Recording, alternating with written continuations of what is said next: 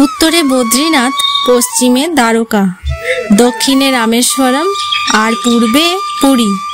हिंदू धर्मे এই পূর্ণ চার ধামের অন্যতম প্রধান ধাম পুণ্যতীর্থ পুরী, যেখানে ভগবানের হৃদয় আজও বিরাজমান, যার দর্শন মাত্র সমস্ত পাপের অন্ত হয়।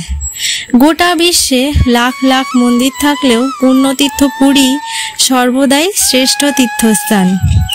কারণ দূর দূরান্ত থেকে মানুষ হাতে কম সময় থাকলেও খুব সহজেই এই পুণ্যধামে এসে পুণ্য লাভ করতে পারেন। তো বন্ধুরা, আসুন আজ আপনাদের এই পুরী ধামের জগন্নাথ মন্দির ঘুরে দেখাই।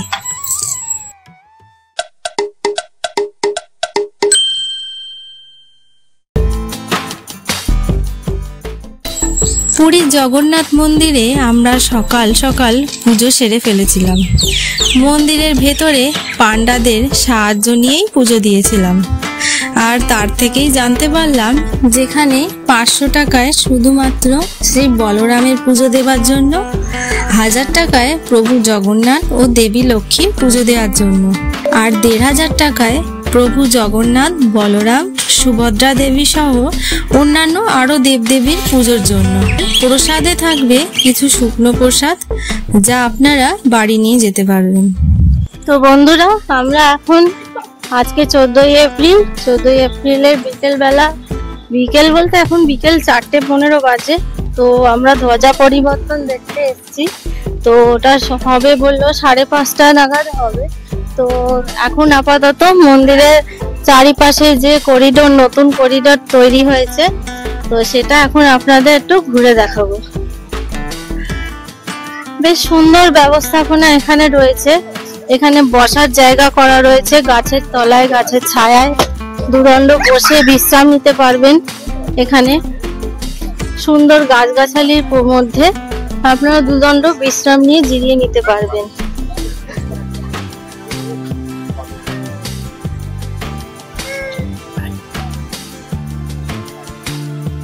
এই যে পুরীর মন্দিরের চারধারে যে নতুন করিডোরটি তৈরি হয়েছে, এটি নতুন, একদম সদ্য নির্মিত হয়েছে। আরো কাজ বাকি আছে, কিছু কিছু কাজ এখনো বাকি আছে। মানে 5 বছর আগে যেরকম এসে দেখেছিলাম, এখন একদমই পুরো অন্যরকম দেখছি।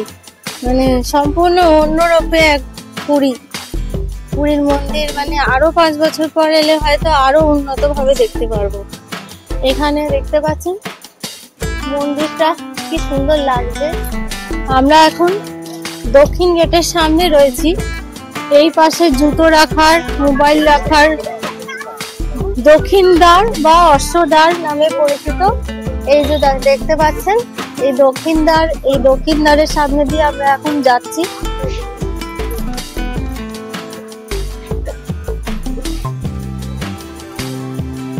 দুপাশে দুটো অশ্ব দিয়ে সাজানো রয়েছে মন্দিরের গেটের সামনে।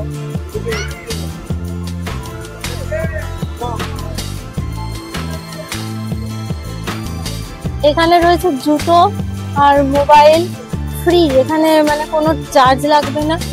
এখানে জুতো, মোবাইল, আপনারা যা যা জিনিসপত্র, যদি কোনো দাহ্য পদার্থ থাকে সেগুলো, ছুরি, কাঁচি এক্সেট্রা, এগুলো এখানে রাখতে হবে। ভেতরে কিন্তু ওখানে ধরা পড়লে ওরা ফাইন করবে। এখানে রয়েছে মেল ওয়াশরুম, তার পাশেই রয়েছে ফিমেল ওয়াশরুম। এগুলো একদম সম্পূর্ণ বিনামূল্যে, কোনো রকম চার্জেস লাগবে না। এবং অত্যন্ত হাইজিন মেনটেন করা, ভীষণই পরিষ্কার পরিচ্ছন্ন। মানে পাবলিক টয়লেট যেমন হয় ন্যাচারালি, সেরকম কিন্তু নয়, একদমই পরিষ্কার। আর করিডোরটাও মানে একটা ধুলো, পাতা, মানে যে কোনো একটা নোংরা পদার্থ কিন্তু করিডোরে আমি দেখতে পাচ্ছি না। সারাক্ষণই কেউ না কেউ এখানে পরিষ্কার করার জন্য রয়েছে। মানে অত্যন্ত সুন্দর ব্যবস্থাপনা। মানে এটার মানে এটা বলে বোঝানো যাবে না।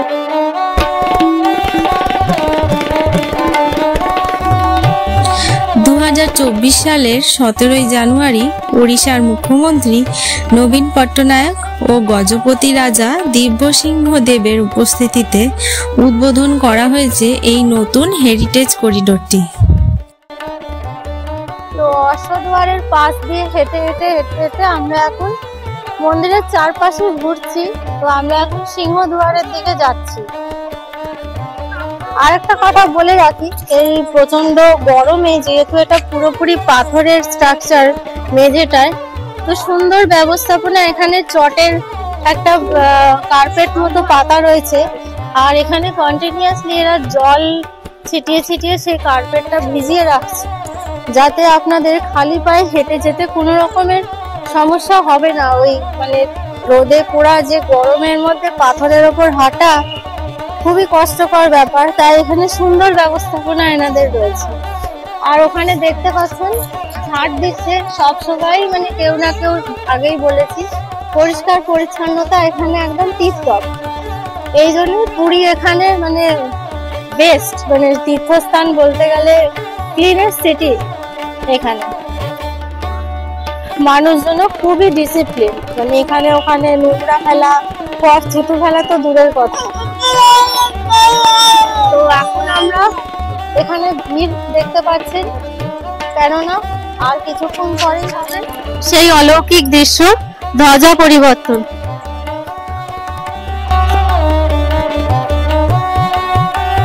নীলাচলের রথে বসে চক্রধর এক রাজা, জগন্নাথ নাম তার প্রেমে ভরা সাজা।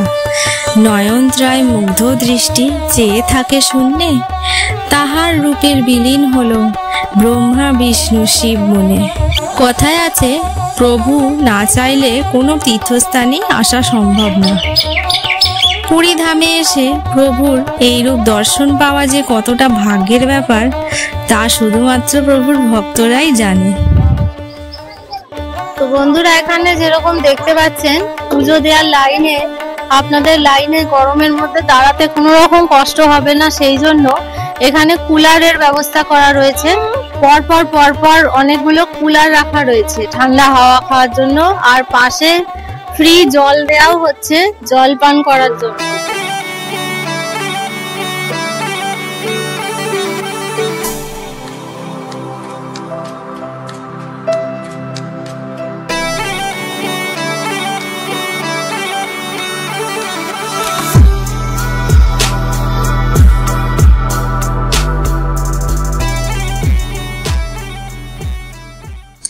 প্রভুর অন্নভোগের জন্য 2 রকমের ব্যবস্থাপনাও আছে।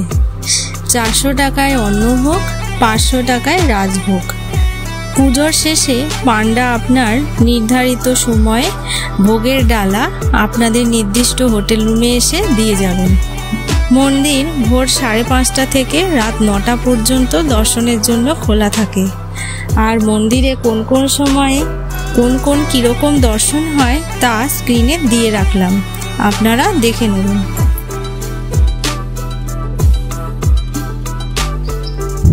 পুরী জগন্নাথ মন্দিরের ধ্বজা বা পতাকা একটি গুরুত্বপূর্ণ ধর্মীয় ও ঐতিহাসিক প্রতীক। এটি বহু শতাব্দী ধরে এক বিশেষ রহস্য ও ভক্তির প্রতীক হিসেবে বিবেচিত। আশ্চর্যের বিষয় হলো, এই পতাকা সবসময় বাতাসের বিপরীত দিকেই ওড়ে, যা এখানে বিজ্ঞানকে অনায়াসে হার মানিয়ে দিয়েছে।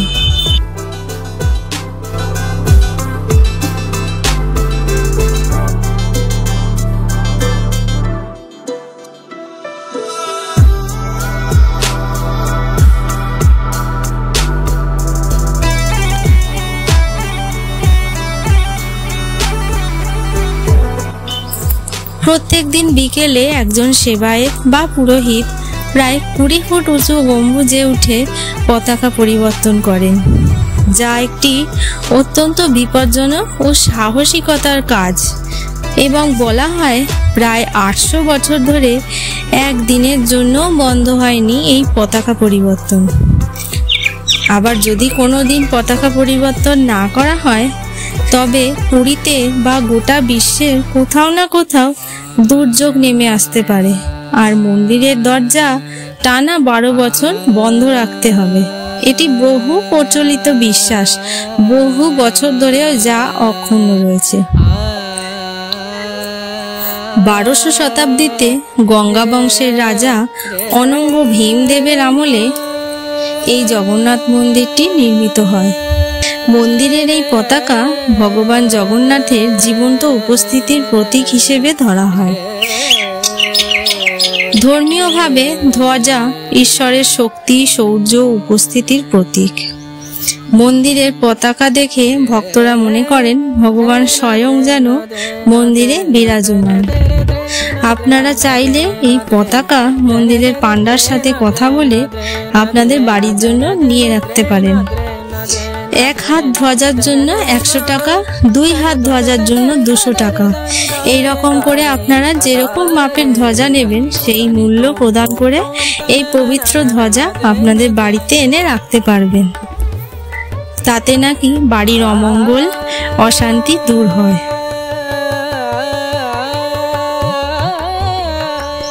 জগন্নাথ জগতের নাথ, অর্থাৎ গোটা জগতের যিনি মালিক, তিনি তো সর্বত্র বিরাজমান। গোটা বিশ্বে এই ঘোর কলিযুগেও তিনি সর্বত্র সমানভাবে বিরাজমান।